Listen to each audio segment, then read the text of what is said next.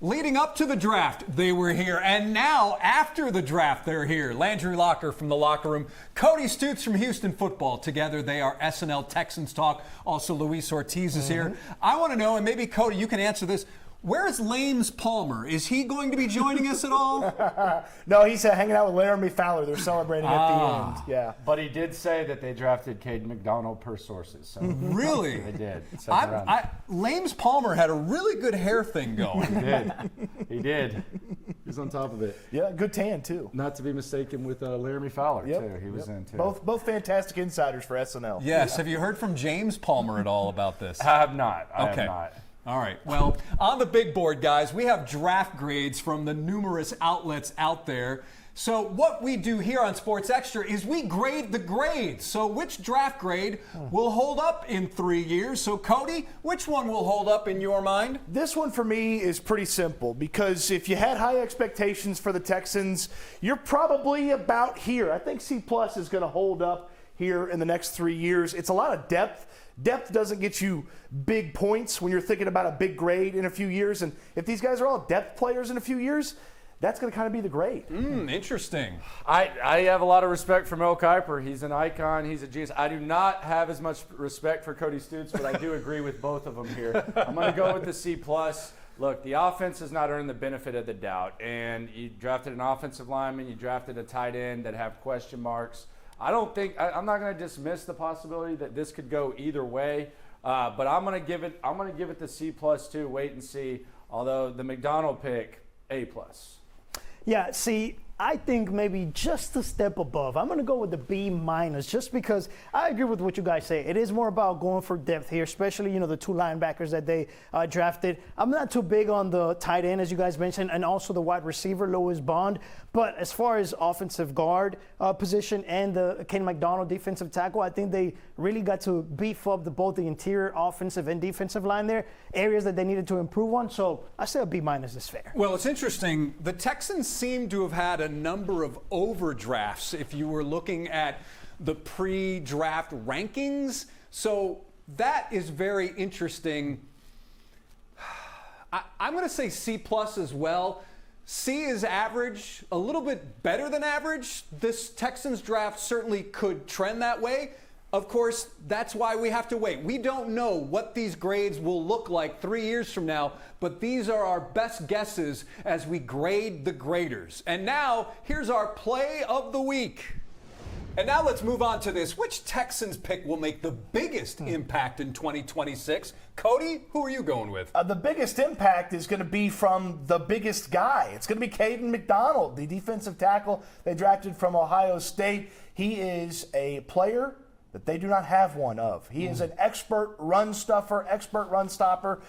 First and second down against the Houston Texans defense just got much more difficult, gentlemen. Yeah, and I'm going to go the same way. This is kind of a situation where maybe you could overthink it and say something else, but I'll go with the one pick that it didn't look like they overthought. So I'll go with Caden McDonald too to have the biggest impact. I think the rich get richer. I like the kid a lot. Some good videos of him and how emotional he was. You go to the draft, you don't get picked. You have to go back to the draft the next day. You get picked up by the team that passed on you that you're probably a little mad at. So I'm rooting for the kid, and I think he's going to do a good job, and I think he's in good hands with his defensive staff. Well, there were certain times that this defense, for as good as it was, did have issues stopping the run, and this guy is a run stopper.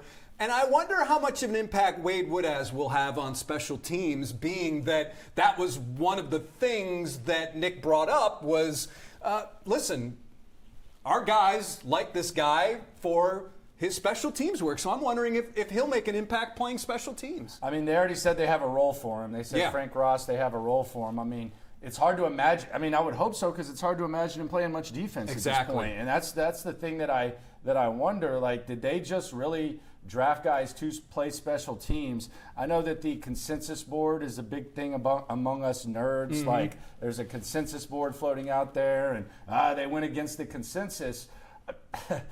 we'll see if he can play special teams or not. But I think McDonald, I think it's probably the most popular pick that the Texans have made since Will Anderson and C.J. Stroud. I don't think you have anyone kind of knocking that one. Luis? Yeah, I like McDonald as well, but also I'm thinking, look, I know it's going to be tough, especially for a rookie going into the offensive line, but Kalen Rutledge, I think maybe he can have an opportunity to have a big impact because, look, Nick Caserio recently said we're going to run the ball. It looks like they're going into next season, maybe offensively their priority will be running the ball. He's a guy that can help you do that. He's a guy that's big, has good footwork, can, stretch the field a little bit past the line and create those spaces for the running back, David Montgomery, maybe being able to get out there in space. So I'm going to say Rutledge. I mean, Cody, you are a big offensive line guy, so is Rutledge. Certainly he has to find a place on the line first. He could be the biggest impact if he ends up playing center for this team. And if he's really good and a whole lot better than what they had at center last year with Jake Andrews, then that's a huge impact, and it might impact things more because defense is already good. They might get a little bit better. Yeah. The offense, plenty of room for improvement. And now the most interesting thing said by Nick Caserio about any of the draft picks. What stands out to you? I mean, it's what he didn't said as much as what he said. Really? So you make the Marlon Klein pick. Before that, you're talking about how awesome McDonald was. We've seen him draft Kamari last year. You talk about how awesome he was, and he's got a great story, it's a good story. You didn't say anything really about how he played. I like Klein. More that I kind of thought about the Klein thing, I always liked him a little bit later, but the league seems to be overvaluing tight ends now, so I can get down with it. But I was waiting for Nick Caserio to just sell me on the pick. Didn't really happen, man. He didn't really say much. I'm glad you brought up Kamari Lassiter because a couple of years ago they were adamant that they didn't care about how the workout went with Kamari Lassiter. They didn't care if people thought he was slow. And then Nick Caserio said the new wide receiver from Boston College was slow and then didn't really give any sort of out for the fact that he's slow. It's like, yeah, he's a good receiver and he has a lot of receptions, but maybe the workouts weren't that good. And that was it. And I was like, oh, okay, all right. So there was lots of speed on the board. You drafted the guy that wasn't speedy. All right, sure. Who did he play for again, by the way? That'd be Bill O'Brien. That's right. But he also said that Ben McDaniels during the interview, I think, said that Bond is one of the smartest guys he's ever talked to, so I found that interesting. I also found it interesting that they said that Keelan Rutledge has elite makeup. And, when you're talking about guys because they put guys in buckets, right? Yeah. So if you have elite of something, my guess is that pushes you to the top. How about some elite speed? How about they stop being slow? Ramsey and Fisher, you mentioned the smarts. They both had Ivy League offers in college. Fisher basically had scholarship offers to every Ivy League school, all 3 service academy schools. And then I think Ramsey had an offer. There were a couple of guys who had Ivy League offers out of high school, which maybe that's just a coincidence. I don't know. Well, they like smart, tough, dependable. Smart right? is the second talking point. Yes, smart is always the second talking point. Yeah, for me, it wasn't specifically something he said about one player, but more so just kind of how he was vague about using guys a certain way, their position, how they would fit into the team. To me, it sounds like same thing from last year, where it's kind of moving pieces. We'll figure it out as we go. So I want to hear from Nick Caserio saying, hey, look, this guy plays this position. He's going to play here, and that's what we're going to go forward with and make a run there. Well, you may be waiting a long time, right? Because what is the big word they love? Versatile, versatility, and versatile. Yep. If you can play multiple positions and you're smart, you got a shot to be a member of the Houston Texans here pretty soon. Which AFC South rivals draft could scare Texans fans the most? I kind of feel like the Indianapolis Colts did a nice job, and it's not so much that I loved the players that they drafted. There were a few players that were really nice, but they backfilled some things that they had a need for, and they were ahead of you. And even when they had some issues, we're still nipping at your heels there in the AFC. The Titans had a nice draft. The Titans were way behind you. The Colts were ahead of you. If they get some good luck on the health front and these players that they drafted, they didn't have a first round, but I kind of count Sauce Gardner as one of their picks for this because they traded the first rounder for him. I like the Colts draft with backfilling some depth issues that they had. Are you Colts? I'm Jags, and the Jags are another team who didn't have a first-round pick, but I thought they did a good job of getting Emmanuel Pregnon when they did. That was a guy that we were talking about the Texans before they went guard and brought in guards. Pregnon, I thought, was good value. It's a win-now team. I'm also fascinated by just the whole way in which they operate. I'm not sitting here saying it's good or bad. It's just different. Like, it's just really different to see the way they operate. Like, they're anti-meeting, they're anti-data, all that type of stuff. It's interesting to see, but I do think they got a plug-and-play guard, which they could use on the offensive side of the ball. So I'll go Jacksonville. The Titans did do a good job, though. They did a really, really good job, too. There's intrigue there, but I thought that they were going to get Jeremiah Love. I don't know if they made out as good as they would have had that happened. Luis? So I like that both of you guys mentioned the Titans, and I know that, last year they were the last team in the division, and the Colts and the Jaguars are maybe ahead or if not on par with the Texans.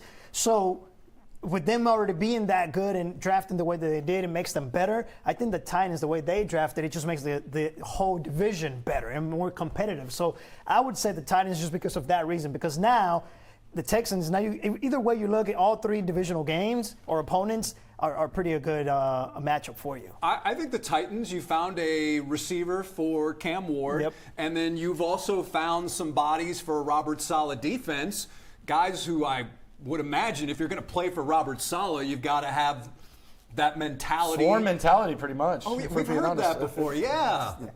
D'Amico studied under Robert Saleh. Very similar mindsets. All right, well, we are not done with the draft, and it's evident the Texans were not done with the O-line. These two are staying with us. It's all ahead on Sports Extra. Let's finish the football talk with Landry Locker, Cody Stoots. Guys, compared to this time last year, the Texans' offensive line, I imagine we think it's better? Oh, yeah. Okay, all right. How many times, X times, is it better? I'm going to go with a little funky answer here. Okay. For you. I can't say it's 2 times better, but it's more than just a little bit better, so I'm going to go 1.75 times better.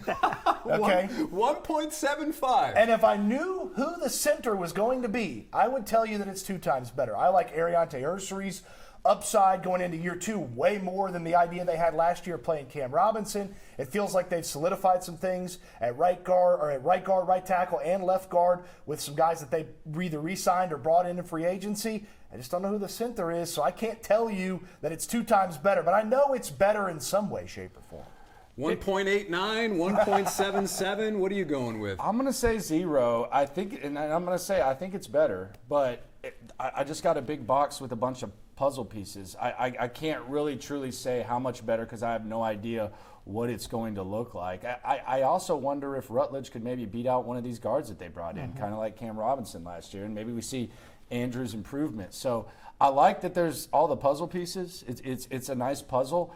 I just want to see I would like to at least see where everyone's even lining up when camp comes around. I have no idea. I would say it's when it comes to puzzle pieces, I would say the puzzle is more expensive than last year's puzzle because last year's puzzle seemed like it came from a bargain bin or was on sale. So That puzzle was missing some pieces. that too. puzzle was missing some pieces. So maybe 1.5, 2. Gosh, look what you've done. Maybe 2 times better. What do you think? Yeah, I think what you just said it has to be at least 1 time better. Maybe not 2 times better, but at least, just like you said, a little bit better. And they have the pieces. It's going to be about, okay, how they fit together, how they play, how they perform. I mean, we can say how many times better all we want, and then till training camp and the games actually start, and we see what they do out there. Can they block? Can they? Yeah, that's a big thing.